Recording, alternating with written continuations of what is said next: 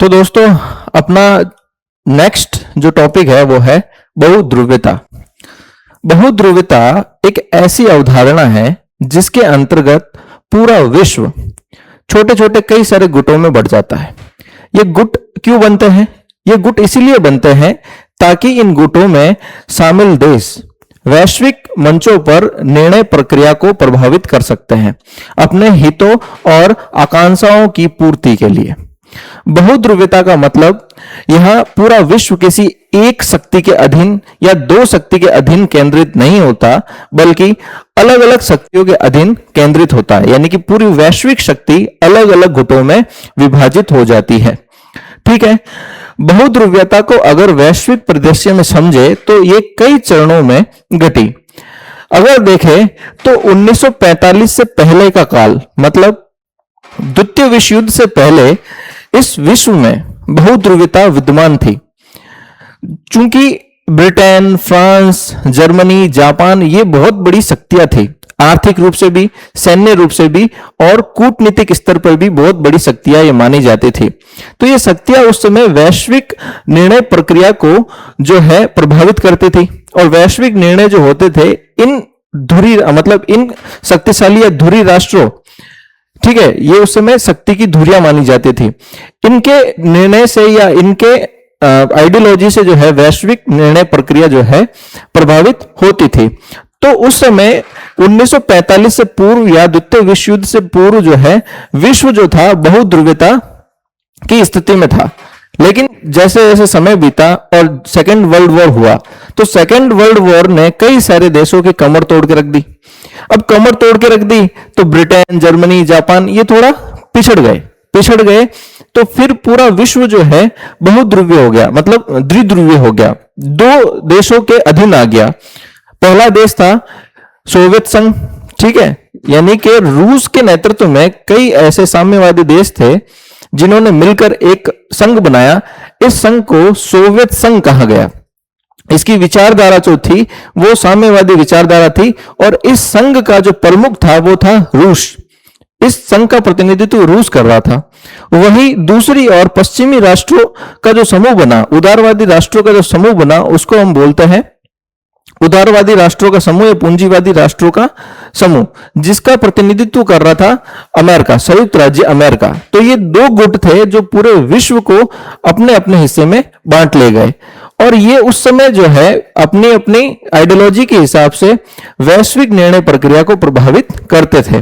और इनके बीच में एक वैचारिक युद्ध शुरू हो गया जिसको हम बोलते हैं शीत युद्ध।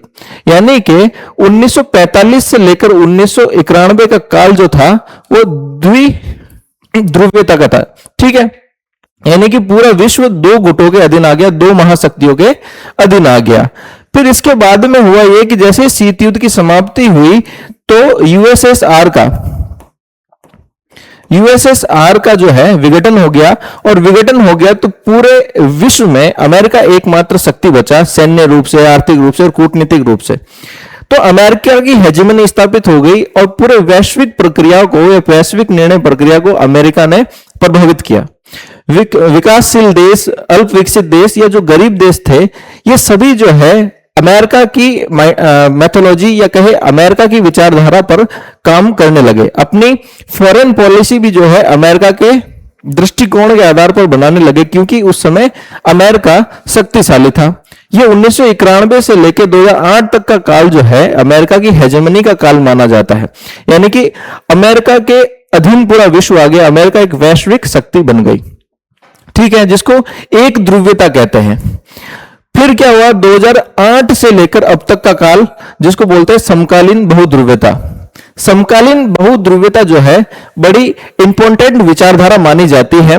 एक इतिहासकार हुए हैंस मॉर्गेंटो ने कहा कि समकालीन विश्व की जो बहुध्रुवता है वो बड़ी इंपॉर्टेंट विचारधारा मानी जाती है, बड़ी स्थिर विचारधारा मानी जाती है।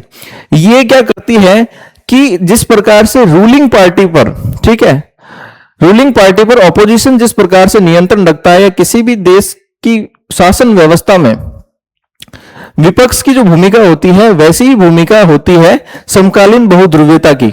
ये क्या करती है कि देश की या कहे विश्व के उन शक्तिशाली राष्ट्रों पर नियंत्रण रखती है, या कहे विश्व की जो निर्णय प्रक्रिया होती है उसको प्रभावित करती है, यानी कि एक तरफा निर्णय नहीं होता।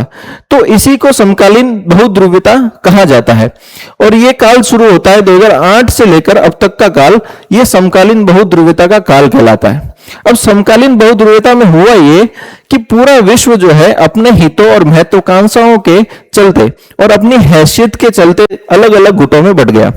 यानी कि कुछ देश अपनी हैसियत के अनुसार अल्प विकसित देश, विकासशील देश, अल्प विकसित देश, गरीब देश, इन्होंने क्या करा, मिलकर अलग अलग अपने समूह बना दिए।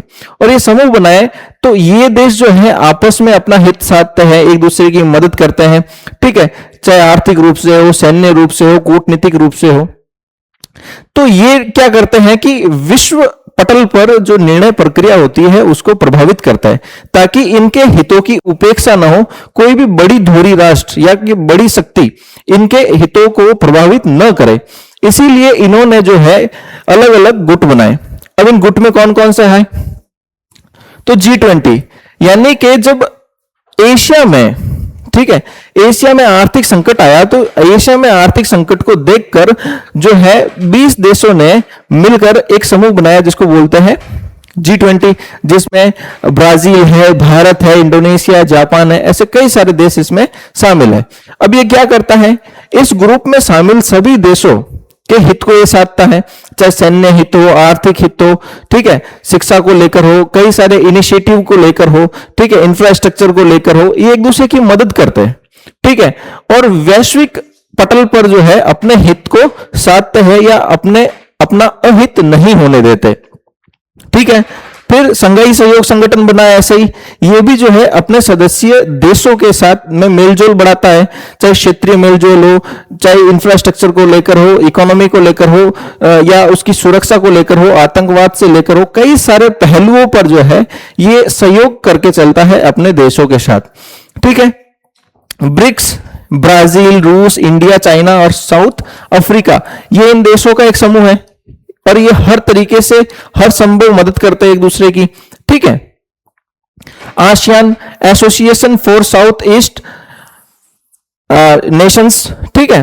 तो ये जो है, और ये आसियान जो है ये कहे कि दक्षिण पूर्वी एशियाई राष्ट्रों का एक समूह है जो हर तरह से अपनी संभव मदद करके चलता है, एक दूसरे से सहयोग भावना से, ठीक है, आगे बढ़ते हैं। क्वाड, यानी कि भारत, अमेरिका, जापान और ऑस्ट्रेलिया ने मिलकर क्वाड बनाया। क्वाड क्या करता है, हिंद प्रशांत क्षेत्र में सुरक्षा और स्वतंत्र व्यापार को सुनिश्चित करता है। साथ ही साथ जो चाइना की बढ़ती शक्ति है हिंद महासागर और हिंद प्रशांत क्षेत्र में, जो चाइना अपनी शक्ति को बढ़ा रहा है उसको काउंटर करने के लिए क्वाड बना। यानी कि ये सभी संगठन जो है ये एक दूसरे को काउंटर भी करते हैं, यानी कि कोई भी एक आगे न पहुंच जाए, आगे पहुंच के एक इतना शक्तिशाली ना बन जाए कि वो फिर हमारे हितों को साधे नहीं या अपने हितों की उपेक्षा करे। इसीलिए ये सारे ऑर्गेनाइजेशन बने ताकि सब शक्ति जो है वितरित रहे, शक्ति यानी कि सेपरेशन ऑफ पावर्स बना रहे, कोई भी एक गुट जो है ज्यादा शक्तिशाली न बने और अपनी विदेश नीति के लिए खतरा न बने, इसीलिए सारे ग्रुप बने।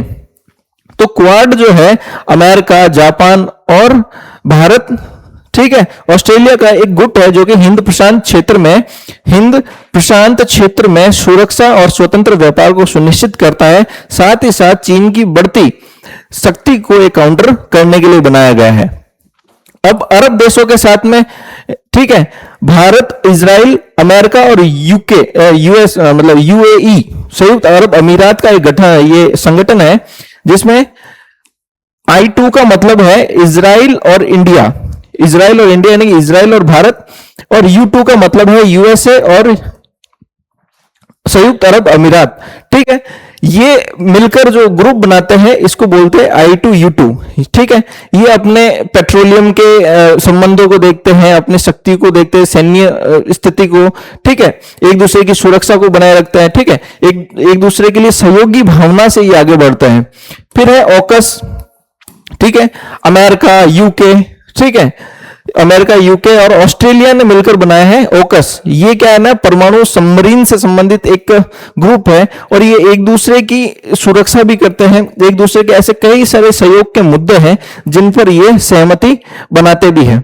तो ये सारे जितने भी ऑर्गेनाइजेशन हैं ये कहीं ना कहीं इशारा करते हैं कि आज का जो वर्ल्ड है, आज की जो दुनिया है, विश्व है, ये अब जो है एक ध्रुवीय नहीं रहा है, द्विध्रुवीय नहीं रहा है, अब ये बहुध्रुवीय बन चुका है। बहुध्रुवीय भी ऐसा बन चुका है कि अब इनकी शक्ति को तोड़ना असंभव है, क्योंकि ये सारे के सारे जो देश है इसमें विकासशील देश ऑलमोस्ट है, ठीक है। फिर जो है अल्प विकसित देश भी है। ये क्या करते हैं कि कुछ देशों का समूह बना के अपने हितों की पूर्ति करते हैं विश्व स्तर पर और वैश्विक प्रक्रिया को जो है प्रभावित करता है।